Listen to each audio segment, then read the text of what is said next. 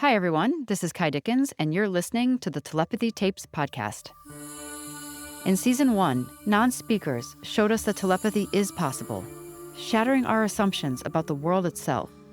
This season, we're turning to others who've also been dismissed, doubted, or mocked for the ways they claim to know, see, heal, or create.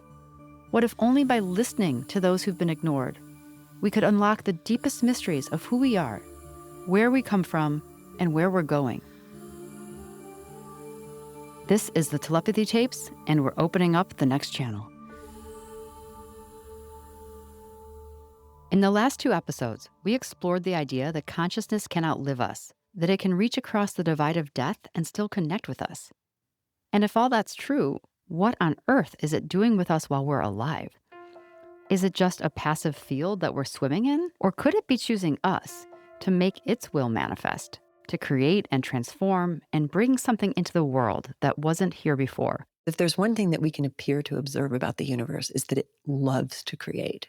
It loves to create, and it loves to expand, and it loves to make something out of nothing, and it loves to take what is already there and transform it into something else, and then it loves to blow it up and start over again. That's Elizabeth Gilbert, one of the most widely read authors of our time. You probably know her from her best-selling book-turned-movie, Eat, Pray, Love. And what I believe about the nature of creativity is that ideas are conscious entities outside of ourselves that do not come from us, but to us. Artists are sort of antennae who absorb ideas, that ideas swirl around the world looking for human collaborators, knocking on our doors and tapping on our shoulders and coming to us in the form of inspiration. This may sound like a wild idea, but stay with me, because as fanciful as it sounds, countless artists and inventors across history have described something similar, ideas or inspiration coming to them often fully formed from somewhere outside of themselves. And today, we'll explore what this mysterious force might be seeking in its human collaborators, what makes it flourish, what makes it vanish, and what it might be asking of us in return. I believe that it's like a download, and all of the material that we work with comes from outside of ourselves. We participate, but it doesn't start with us. This is legendary music producer Rick Rubin. He co-founded Def Jam Records and was co-president of Columbia Records. He's produced for seemingly everyone, from LL Cool J to the Beastie Boys to Run DMC, Lady Gaga, Metallica, AC/DC, Johnny Cash, Tom Petty, Mick Jagger, Sheryl Crow, and everyone in between. He's won 9 Grammys and was named one of Time's 100 most influential people in the world. The best artists seem to have an antenna open to whatever the universe wants to happen now in this moment. The information comes in, and it's magic. And then we're the craftsmen. We get to make the physical embodiment of it. It doesn't happen by itself. We don't channel it, and there it is. We channel it, and we have to present it. And 2 different artists can channel the same thing and then make what they make, and it'll be 2 different things. If you have the same movie script and give it to several different great directors, they'll make totally different movies, even though the script is the same, the story is the same. The download is the script. It's not the end product. The end product is through our personal filter. Some artists may not even be aware of their engagement with this force, but the ones we're talking with today acknowledge it, marvel at it, and work with it. And here's Elizabeth Gilbert again. What I like to tell people is that when you call in inspiration, let it find you at your desk already working. I've got my desk set up, and I've got my notes set up, and I've got my laptop there. And the only rule is you are not allowed to stand up from this desk for 60 minutes, and you are not allowed to look at the internet. A really good day of writing for me isn't about how well the writing went. It's, did you sit there for 60 minutes? Did you set an art trap? Like, were you available so that if ideas came, they could find you at your desk? And then get up and walk away and say, I showed up. Like, let the record show I was here, present to the possibility of a miracle today. And then the next day I do the same and the same. And eventually what happens is that I start getting into a flow. And then here's where the big magic trick is. The first day that I get into a flow and the timer goes off and I want to keep writing, I'm not allowed to. I have to turn the timer off and get up and walk away. And I leave a sentence. This is a Hemingway trick. You leave a sentence half finished. Like you leave right in the middle of the sentence. So when you come back to work the next day, you immediately are pulled back into the river of the thing. So if I sit there on the day when the work is flowing, and I know this from experience, if I write for 3 hours and it's amazing, I've just killed any chance that I'm going to write the next day. I'm going to sit down and the flow state's going to be over because I closed the loop. And I'm going to be back sort of lost and bewildered and also tired from overworking the day before. So part of my discipline is not overdoing it at the beginning. I have a line in my book, Big Magic, quoting a physicist who said, art may seem like magic, but it isn't. It's magical, but it's not magic. And I humbly disagree and say that it is both of those things. It is magical and it is also magic. Elizabeth Gilbert mentioned her book, Big Magic: Creative Living Beyond Fear, which is about the nature of inspiration and how to approach life from the position of creativity. It's a book I love, and one of my takeaways was the idea that it's simply not possible for inspiration, creativity, big magic, whatever you want to call it, to come only from inside ourselves. And ideas also seem to decide how and when they want to come into the world. And that type of big magic is the reason the Telepathy Tapes became a podcast in the first place. We'll get to that story later in the episode. I think that we did a great disservice to the notion of art when we took away the idea of an externalized genius that you're communicating with. The Romans believed that a genius, what we call a genius, very similar to the word genie, was a spirit that lived in your home and that helped you, kind of like a house elf, like a little helpful spirit. And if families lived and resided in the same sorts of homes for a long time, that genius was passed from generation to generation. So it would be said, this family has a genius for music. This family has a genius for political oration. So the genius was inherited not through DNA, but through the place you were living. It lived in the well near where you lived. It lived in the olive tree by your house. Like it was this disembodied spirit. And the beautiful thing about that notion of an externalized genius is that the pressure is not so much on you to live up to the idea, right? Today, we often imagine inspiration lives only inside our brains, but that's not how it used to be seen. In ancient Greece, the muses were considered goddesses of inspiration, the ones who sparked poetry, music, dance, and even history itself. And our language still remembers this. In Greek, music literally means the art of the muses, and a museum was a place devoted to them. And then the centuries went by, and our German romantics absorbed that idea into themselves, and they became geniuses. I am a genius. There is no external. There is no muse, actually. Nothing's inspiring me but me, right? I mean, it's so deeply masculine. It's so deeply Western. It's so deeply empirical. I am the only actor here, right? And not surprisingly, those people kind of lost their minds, right? And they fell into tremendous depression and despair because you can't always deliver genius, because genius is also fleeting. Sometimes it's there, sometimes it's not. It's a spirit that appears and disappears. It can't be controlled. If it's all on your shoulders, you can only do so much. Knowing that you can tap into an infinite resource is really helpful. The ongoing question between consciousness and ideas and creators is, do you want to make something together?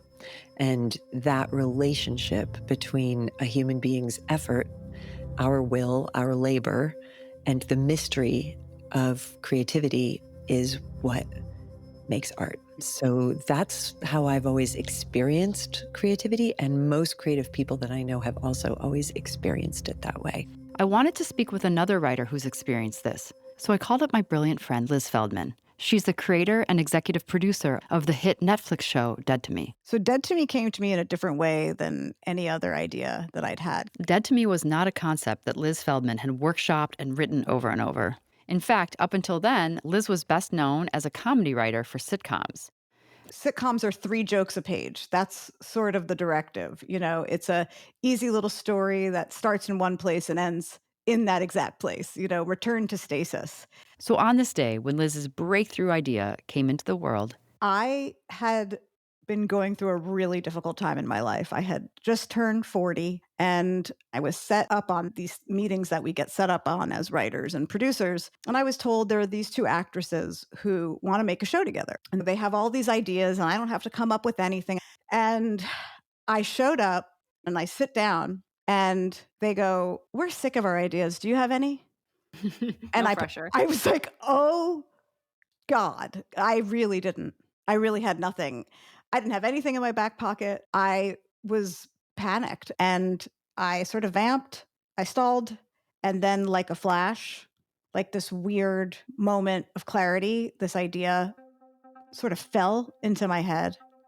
It was weird. It dropped into my head from the ether. And it was the rough idea for what would become Dead to Me, a show with a storyline so fresh and original, you would have thought it had been workshopped for years. And I thought, where did that come from? Like, why did I think of that? And the way I look at it now is that it felt like channeling, I guess. It just was sort of instant and really fast. So I worked on it and I, kept bringing this developing thing back to these two wonderful actresses. And about 3 months into the process, they passed. And I was like, oh man, I really liked this idea. And so I tried to, go back and think of other ideas that were more in line with what people were used to me bringing to them, but I couldn't let it go. So I pitched it, and 4 of the places that we went to wanted to buy it. And her idea led to the creation of a whole new genre called dramedy, and Dead to Me was nominated for 6 Emmys and a Golden Globe. And that idea chose Liz Feldman, who up to then had been known for mostly writing sitcoms. And just like I'd never made a podcast before, I don't think ideas pigeonhole creators based on their resumes. If ideas can choose us out of the ether, maybe they can also choose to leave us. That would mean they're not just looking for an open antenna, but they're actually looking for the right collaborator and at the right moment. I think we both know people in our lives who are incredibly talented and probably do some channeling of their own where they have these brilliant ideas. But if you don't have the engine behind it, if you don't have the inertia that you keep creating to push you forward, it will sort of disappear back into the ether. Which makes the pairing feel very personal, almost like they're watching us and know if we're ready and willing and have the right attitude. And it makes you wonder about this relationship. If we can't give an idea what it needs, will it move on? Liz Gilbert has a remarkable story that answers this question. So I had an idea for a novel years ago, and it was going to be the book that I was going to write after Eat, Pray, Love. And it was based on a story that my now ex-husband had told me. He was and is a Brazilian man who grew up in Brazil in the 1960s and told me this incredible story about this massive project that the Brazilian government tried to take on in the 1960s to build a superhighway right through the Amazon jungle. And what a complete catastrophe it was. And it was a catastrophe not only because of corruption and disorganization, but also because the Amazon jungle refused to have a giant highway built through it and actually swallowed through whatever efforts they made. Every time the rainy season came, the jungle would just like eat the road that they had built and eat all of their equipment. And it just felt like so compelling and kind of magical and interesting to me. So I started working on this book, and then life happens, and life often happens. And we had an emergency in our relationship, which is that my then partner was not allowed admittance into the United States on his Brazilian passport, and we had to leave the country. And the only way I could get him back in the country was if we got married. And so all of this personal stuff happened, and I put the novel aside. And then I ended up writing a book about that experience. That was my book, Committed. So that took 2-3 years. And the whole time, all the notes, everything from my novel were waiting for me. I came back to start working on the book, and it was gone. And the only way I can describe it is that it's like the spirit that imbibes a creative project, the living energy field within this thing had disappeared. And it didn't matter how much I poked and prodded at it. It was gone. Like the idea had just departed and turned to dust. And around that same time, I met the novelist Ann Patchett for the first time, who I had always admired. And we met at a conference and became friends. And I heard her speak, and she was such a dazzling speaker that I ran up to her afterwards and I was like, "You're amazing." And she grabbed me and she did this very un-Ann Patchett thing. She kissed me on the lips and she said, "You're amazing and I love you." And we became friends and pen pals. And the years went by, and she mentioned in a letter that she was working on a novel about the Amazon jungle. And I thought, well, that's interesting. And I told her that I had been working on a novel about the Amazon jungle, but that it had disappeared. And I asked her what her book was about. And she said it was too soon to know, but that she was still in early stages. About a year after that, we met in person only for the second time. And we went out to breakfast. And at that point, she had over 100 pages of the book written. And I said, "Tell me about your novel. What's it about?" And she said, "You first. You tell me what your Amazon novel was about." And I said it was about this very lonely, spinster, brilliant woman, middle-aged woman from Minnesota who works for a giant multinational corporation who is desperately and quietly in love with her married boss. He gets involved in a big, giant project down in the Amazon, sends a bunch of people and money down there. The people and the money disappear, and he sends this character down to find the money and the people and figure out what happened. And it's also a love story. And Anne looked at me and said, "You have got to be fucking kidding me." And I said, "Why? What's your Amazon novel about?" And she said, "It's about this very lonely, sad spinster in Minnesota who works for a multinational corporation, who is desperately and quietly in love with her married boss, whose boss gets involved in a big shady international deal in the Amazon, sends a bunch of people and some money down there. The people and the money disappear, and the woman is sent down to figure out what happens, and it's also a love story." And, needless to say, this is not a genre. Like, this is not like a vampire romance. This is the specificity was insane. It was exactly the same book. And then, like pregnant women trying to figure out when they got pregnant, we started trying to figure out when she got the idea and when I lost the idea. And it was around the same exact time. And then our beautiful big magic theory of it is that it got exchanged in the kiss. That my novel jumped like a virus into her mind and into her antenna of consciousness because it could see that I wasn't going to do it. Like, it could see that it had a collaborator who didn't give it its full attention. And here was a novelist who was available and ready for the idea. And that book became State of Wonder, which is my favorite Ann Patchett novel. And for years, she called it our Amazon novel, that as though we had co-parented it. Although what I think is that I was like its incubator, foster mama novelist that the idea stayed with for a while until it grew and then moved over to her. So that is the most profound example I've ever had personally of big magic.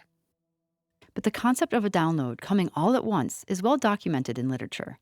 Take, for instance, Mary Shelley's Frankenstein. She described in the book's introduction having a waking dream, and she said the story appeared to her whole. And director James Cameron said the idea for Terminator came to him in a dream while he was sick in Rome. He saw the image of a metallic figure emerging from fire, and that single image became the basis of the entire franchise. Artists and thinkers have long tried to catch inspiration in the fragile space between waking and sleep. Thomas Edison would drift off in a chair, steel balls clutched in his hand, so when he nodded off and they fell to the floor, he'd wake up and snatch whatever ideas had just come through. Even Einstein swore by naps and daydreams as portals to the insights that reshaped our world.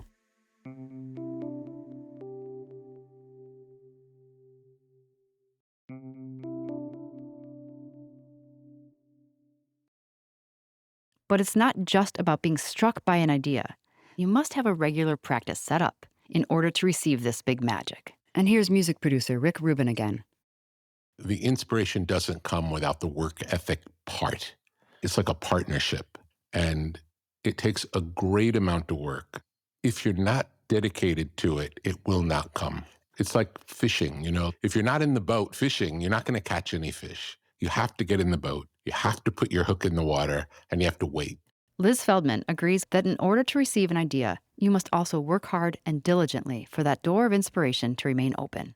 My father reminded me of it when I was, first out here, that the harder you work, the luckier you get. And that's just true because you're creating your own energetic momentum. You're moving yourself forward, whether you're being, necessarily paid for it or not. And I just kept at it. And I had always wanted to work for Ellen. And when her talk show premiered, I was totally unemployed. I would sit at home and I would just write monologues for her just to see if I could do it. And then I had no idea that I'd have the opportunity to give her those monologues. But a few years later, I did. And I got the opportunity to submit a packet for her. And I dusted off those old monologues. I wrote a new one and I sent it, and it was just an exercise I was doing, but I was working. If I've ever had a stroke of genius, it was when I was open to receiving. And that might even be involuntarily because I just was at a low point or I was depleted. I honestly don't think I have any control over it. I actually think it's the lack of control that allows me to receive, because I often come up with ideas in that liminal state between being awake and asleep. It's not like I'm trying to think. I'm actually trying not to think. And that's when something will come to me. And, in the sake of dead to me, I was so depleted, I couldn't have tried to really think of something if I wanted to. When I have no choice but to be vulnerable and I'm living in my authenticity, that's when I've had those moments. These aren't just ideas shared by artists. They're shared by many great thinkers. Srinivasa Ramanujan, the legendary Indian mathematician, believed his equations did not come from him at all. He saw himself as a receiver, a vessel. His job was to simply listen and to take down what was being given. He credited his inspiration to Namagiri, a Hindu goddess. He said that sometimes in dreams, he would see a red screen and that a hand would write mathematical formulas on it. Other times, he said the math was whispered into his ear. He'd just wake up and write them down. And the complex formulas turned out to be right. And mind you, he had no formal math education, which makes his account even more interesting. And this concept of inspiration or ideas kind of living in the ether around us, tapping on the shoulder of someone in a state ready to receive them, might actually have a complementary scientific theory proposed by Cambridge biologist Rupert Sheldrake. Morphic resonance is a hypothesis I first put forward in 1981. I'm suggesting that the whole universe has a kind of memory. The so-called laws of nature are actually more like habits. They evolve along with the universe. This means that when you make a new chemical compound and crystallize it, the first time you make the crystals, there won't be a habit. They haven't happened before. But after they've crystallized, and it often takes months or years for the first crystals to form, then it should be easier for the same thing to crystallize again anywhere in the world. And the third and fourth and fifth time, it should get easier and easier. And this is actually just what chemists find. Crystals get easier to crystallize. Some say this can be explained because chemists have learned the right conditions and techniques to make crystal compounds form quicker. But other thinkers, like Sheldrake, suggest something deeper, that once a new idea or form appears in nature, it somehow becomes easier for the same form to appear again and again, as if nature itself develops habits or has a collective memory of its own. Morphic resonance also means that if you train animals like rats to learn a new trick in one place, then rats all around the world should be able to learn the same trick more quickly. And indeed, experiments have shown that does happen. So it's a kind of collective memory, and it's a bit like what the psychologist Jung called the collective unconscious in humans, a kind of collective memory on which we all draw and to which we all contribute. Basically, what Sheldrake is describing here is that if an idea was once impossible to conceive of, like a ceiling, once it's reached, it becomes the floor. And sometimes that new floor spreads out across the world, touching the feet of many waiting thinkers all at once. And history is full of examples where the same idea shows up in two places at once, as if it's in the air, looking for someone to bring it to life. Take the telephone. In 1876, Alexander Graham Bell and Elisha Gray both filed patents for the telephone hours apart on the exact same day. Or take evolution.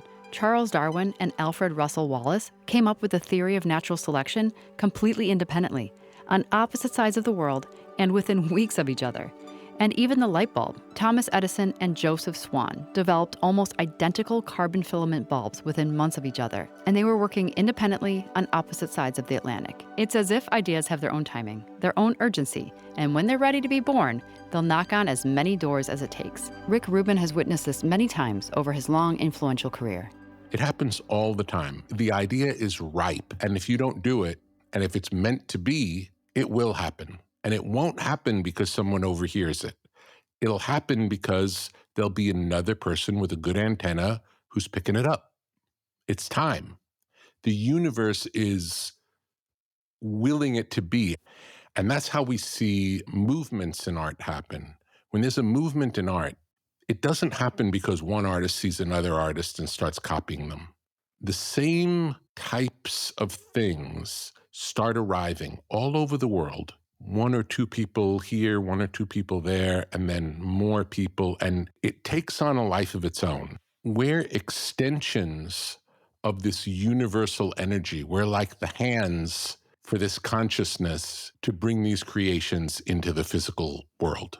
The part that's created in our brain is what to do with the information when it comes in. The information comes in and it's magic. We participate, but it doesn't start with us. All of the material that we work with comes from outside of ourselves. Everything we've ever experienced in our life that we remember and that we don't is all part of the storehouse of information that we can grab from. Creator of Dead to Me, Liz Feldman, has also noticed this. More often than not, when I have an idea that I don't pursue, I see it pop up somewhere else. Even sometimes when I have an idea that I do pursue, I see another version of it popping up somewhere else. So I do believe in a zeitgeist. I do believe that there's a collective consciousness and there are stories that need to be told. And I think ultimately they try to find the best vessel to tell them. And sometimes this big magic or creative current can move through a group of close people collectively. Great athletes talk about being in the flow with their teammates, and it happens to great bands too. Something happens when artists have played together for a long time where there's a psychic connection between them. They'll just know when to change, and they do it all together. It's not planned out. It's not rehearsed. There's just this liquid sense of movement where they're functioning as one. A band that I get to see do this a lot are the Red Hot Chili Peppers. They've been playing together for 40 years. They're great musicians, and the psychic connection with them is so deep that often they'll come out on stage not knowing what they're going to play. I don't mean what song they're going to play. They'll just start playing something none of them have ever played before, and it just comes together in the moment. Totally improvisational. And biologist Dr. Rupert Sheldrake says we see this in nature all the time. I think all social animals are linked together by what I call social fields, invisible fields that link them together. It's most obvious with flocks of birds and schools of fish. We have flocks here in England which have hundreds of thousands of birds, and the whole group can turn almost at the same time without bumping into each other. Not only do the birds know where the others are, they know where they're going to go. And I think there's a field of which they're all part. And we're all used to the idea of invisible fields that stretch out beyond material objects. It's the gravitational field beyond the Earth, the magnetic field beyond a magnet, and the radio electromagnetic waves beyond a cell phone. And in a similar way, I think our minds are field-like structures which stretch out beyond our brains, invisibly, just like all the other fields. It happens a lot in jazz, too. In jazz, we get to see people maybe who haven't played much together before, but who are so in tune with an energy that's happening in the room that they know when to play, when not to play, when to leave space, when to add more, when one note's enough. Which reminds me of another powerful voice we've heard from on the show already, a non-speaker named Kyle that you met in episode 8 last season. He doesn't speak, but he can sing and play music. And when I was with him in England this past summer, I witnessed something remarkable. But first, here's his mom, Caroline, to give a bit of backstory. My name is Caroline, and I have a non-speaking son called Kyle. We live in a lovely little village called Gwithian on the North Cornwall coast. He was diagnosed with non-speaking autism when he was 2.5. And I think he was about 20 years old. When somebody said to me, have you thought about Kyle having music therapy? And I said, no, but anyway, I'll have a go. I'll give anything a go. And then when the music therapist came, I was making tea in the kitchen. She said, Caroline, I want you to see this. And I said, okay. So I went into the living room, and there was Kyle at her keyboard playing Dream, Dream, Dream and singing along to it. All I have to do is dream, dream, dream, dream. And I remember remember just being gobsmacked and just going, hang on a minute, like, what? And not only was he just singing that song, he then just kind of showed us that he had a whole repertoire of songs, hundreds of songs. He'd remembered them, like he'd archived them. And mind you, Kyle had never had a music lesson before. So after 20 years of being locked in his body, Kyle showed that he can both sing and play music. And I think music therapy was just a way of that door being open to him. So from his first music therapy session, Kyle sort of showed us that he not only could sing with perfect pitch, but he also could play a melody on her keyboard.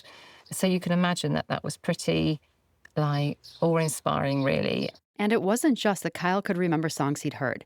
He was also improvising and composing music in real time.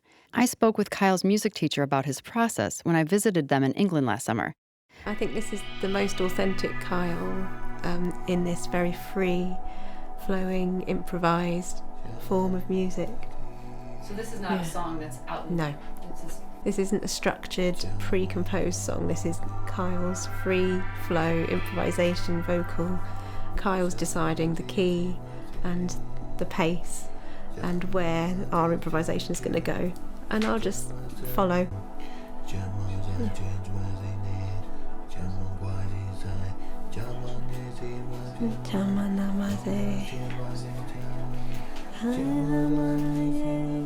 I don't think it's a language that we know. I think it's something that he, channels, maybe. He kind of pulls it from outside of the kind of learnt, rote type of singing that one would do if you learn a nursery rhyme or if you learn pop song. So it's coming from this intended place from somewhere else. I witnessed Kyle do this twice in England, once at home and once during a live performance.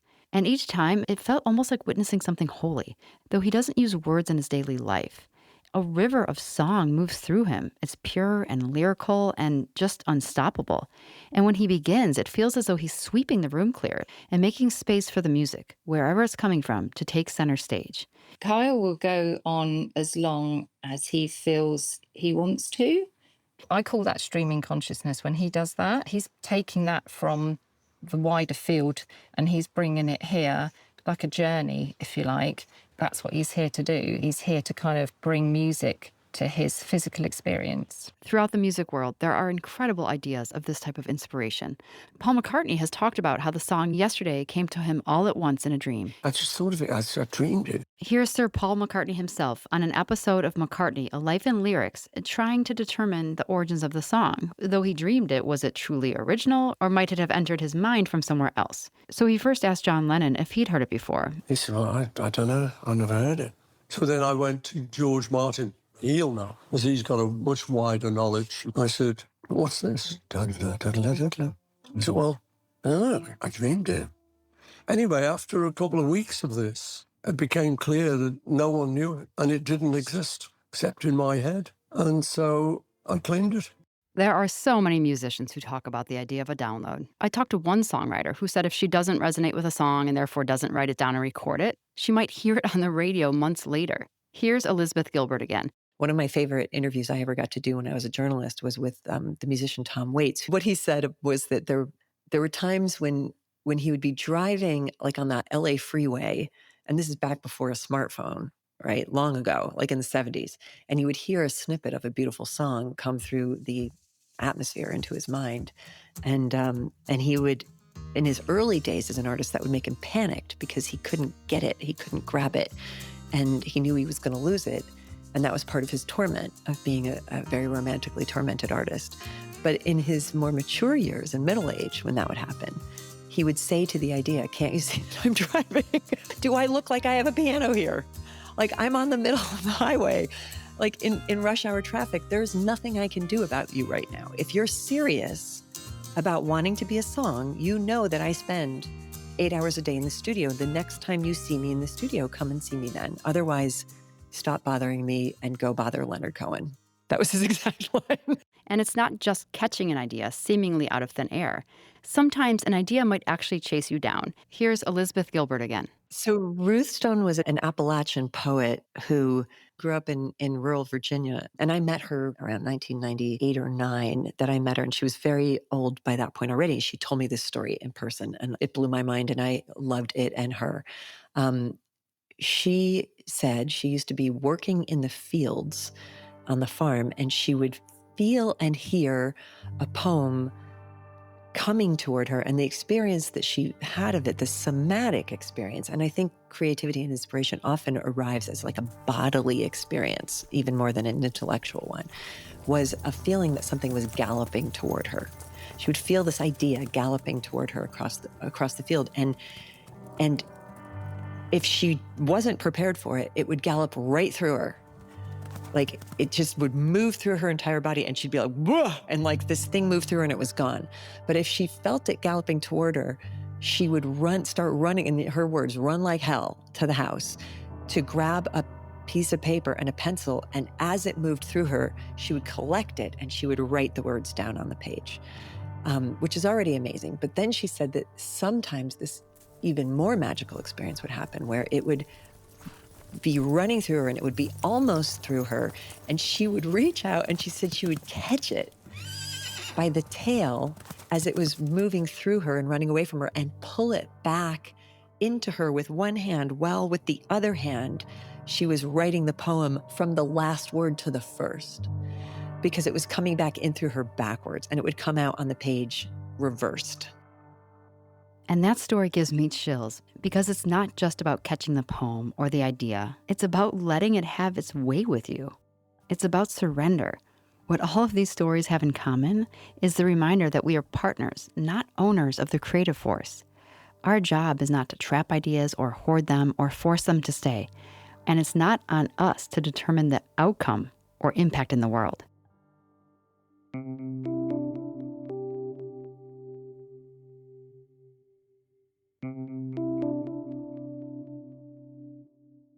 I think that ideas want to be made manifest, and they can't be in this realm, on this planet, except through human collaboration.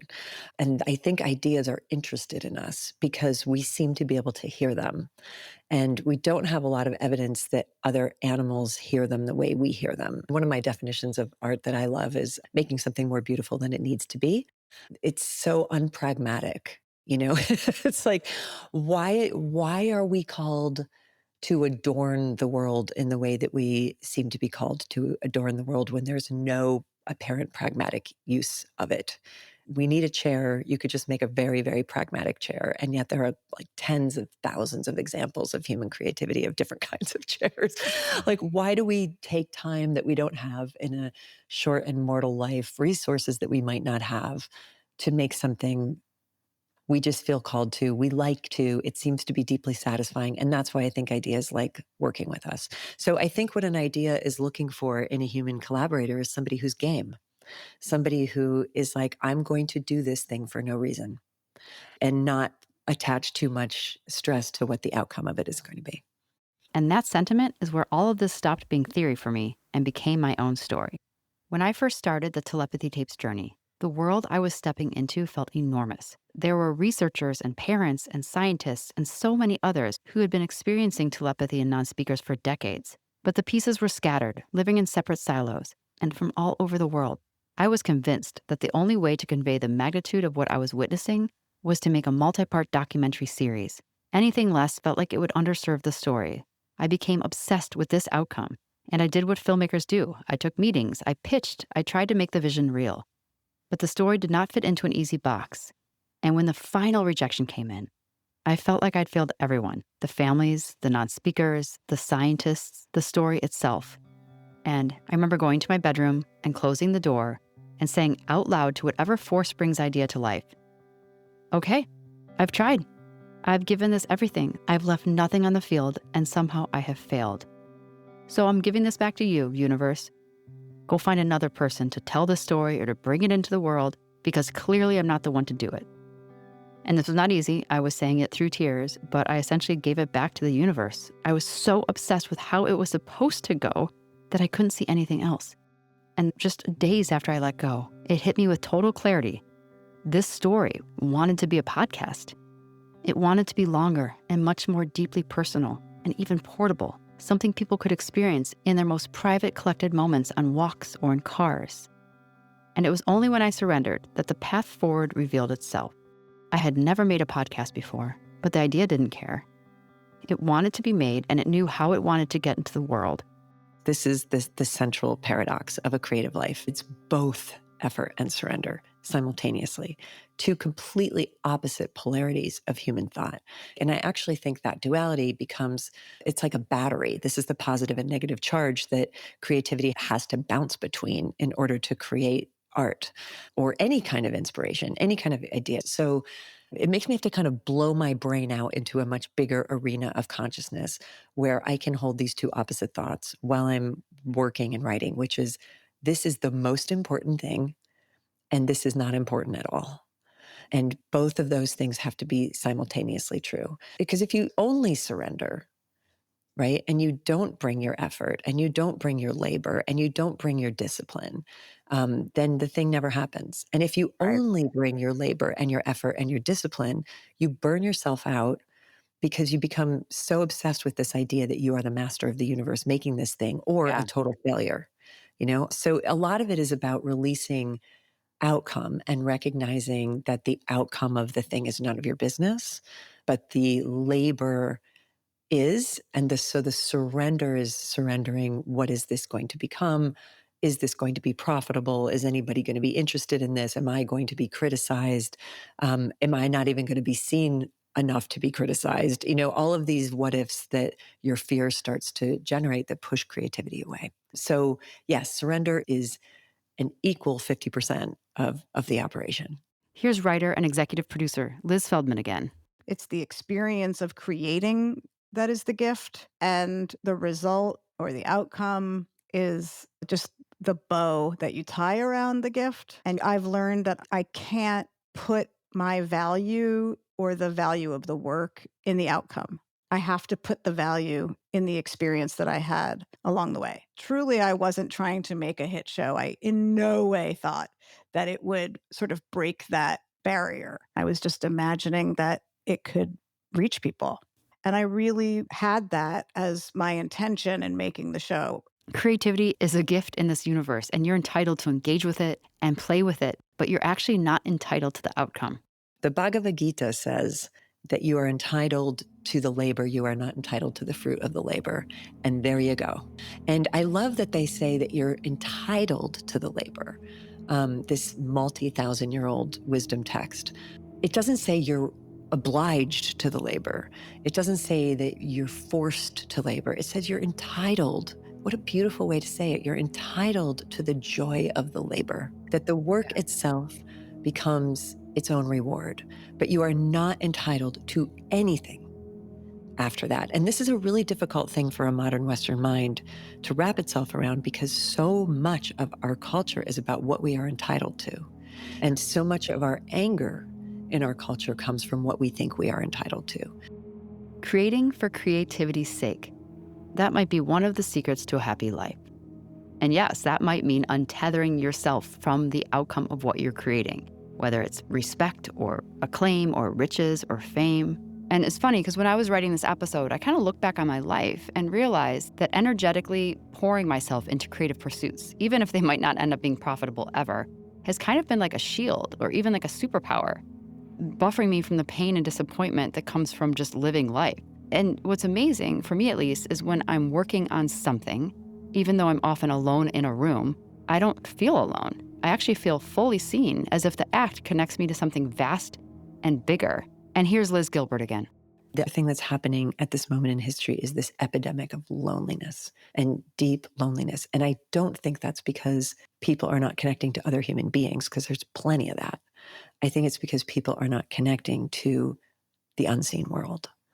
And that humans who don't connect to the unseen world suffer tremendous despair and loneliness. The loneliest times of my life, there was someone in the room and usually someone in the bed. There's no deeper loneliness that I have ever experienced than when I am not in connection with somebody who's in the room with me. The deepest sense of well-being and wholeness and connection that I have ever experienced is when I appear to be alone and when I appear to be doing nothing at all but sitting in deep silence.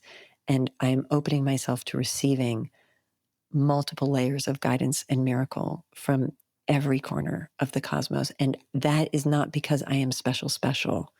that is because I am paying attention. Liz Feldman, the creator of Dead to Me and No Good Deed, has also experienced firsthand this relationship between reduced anxiety, loneliness, and creativity. I definitely suffer from anxiety, and I have noticed unequivocally that it peaks when I'm not working, when I'm not being creative, when I'm not in collaboration with other people.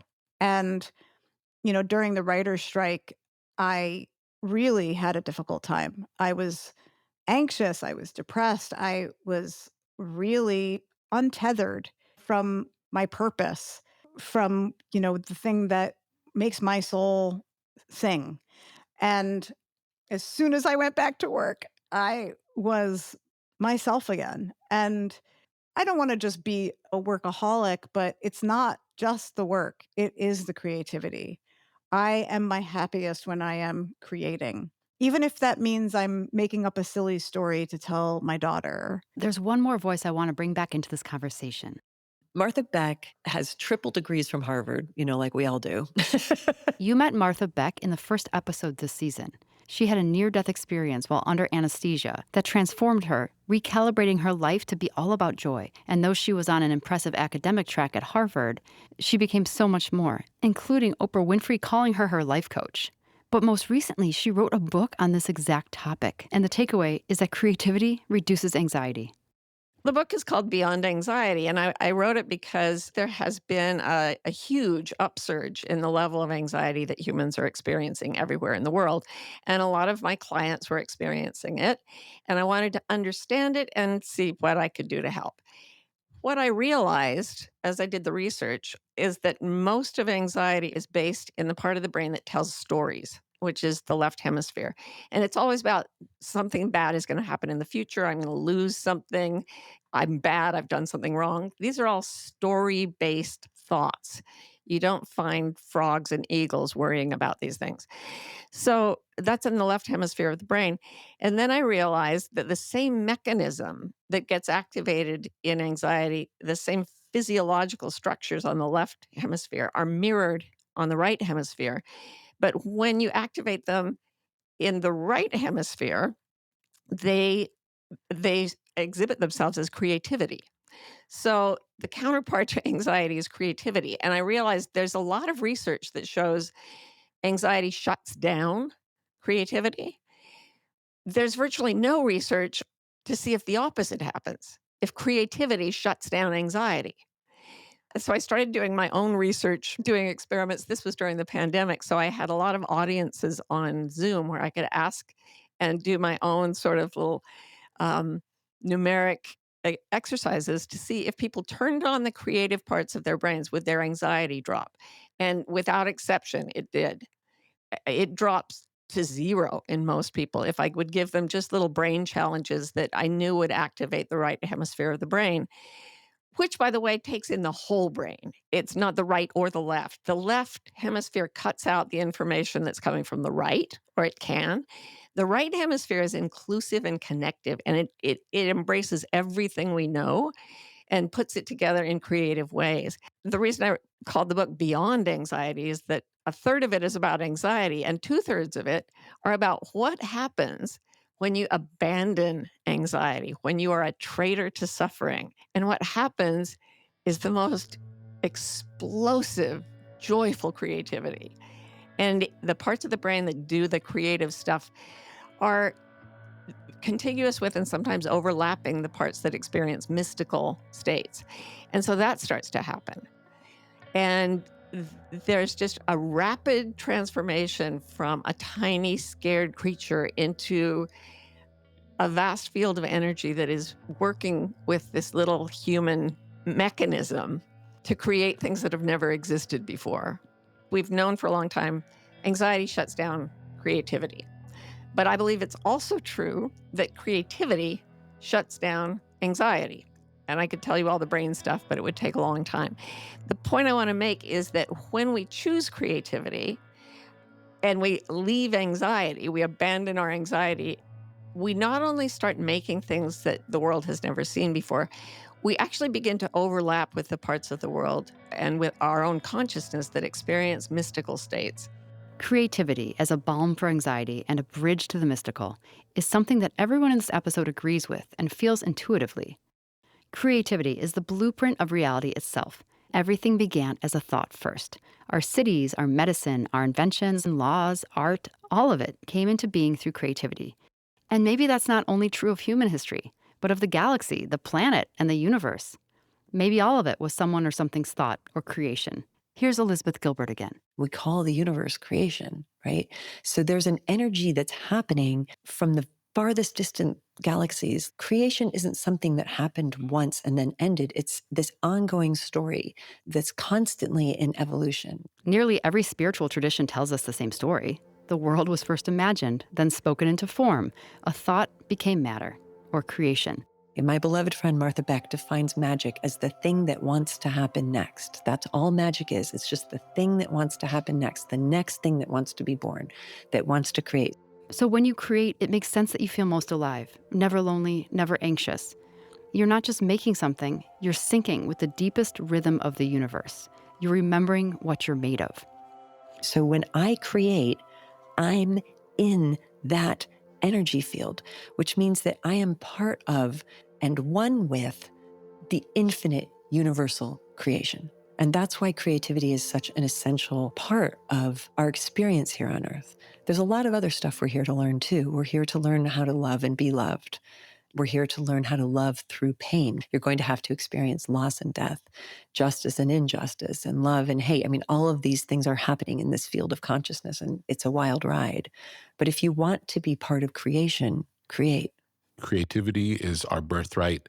For some reason, there's this mythology. Art is made by these geniuses who specialize in art. But that's not true. People who make art are ordinary people, and we can all do it. Now, I can't say, we can all make the Mona Lisa. If we practice whatever the thing is that we want to create, we will get better and better at creating that thing. We could become the best version of ourselves doing that. And Martha Beck says this connection to creativity does not need to be done with massive endeavors. Even small acts of creativity can bring you to this place. The smaller, the better. And if you just go out and start weeding your garden and imagining what's going to grow there and putting your body in positions where it's interacting with the creation of something alive, those things will take you right into the place of creative imagination and the mystery. And so, if ideas really do have a will of their own, if they move through the world like living things, searching for the right person to bring them to, that makes you wonder what else might be moving through us.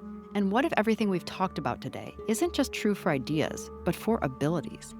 Next time, we explore the world of savants, people who seem to have access to extraordinary skills or information they never learned, like musicians who can play back a symphony after hearing it once, or artists who can draw a city skyline from memory after a single helicopter ride. Are they simply born different? Or are they tapping into something larger, a collective field of memory or knowledge that's available to all of us if we just knew how to tune in? If you want to go deeper, ask me anything, or get ad-free episodes, subscribe at the telepathytapes.supercast.com or tap the Supercast link in the show notes. It takes a village to make this podcast, and I want to thank our producers, Jesse Steed, Jill Pachesnik, and Catherine Ellis. Original music is by Rachel Cantu. Mix and mastering is by Michael Rubino. Original artwork is by Ben Kendor Design. Our associate producer is Selena Kennedy. And I'm Kai Dickens, your executive producer, writer, and host.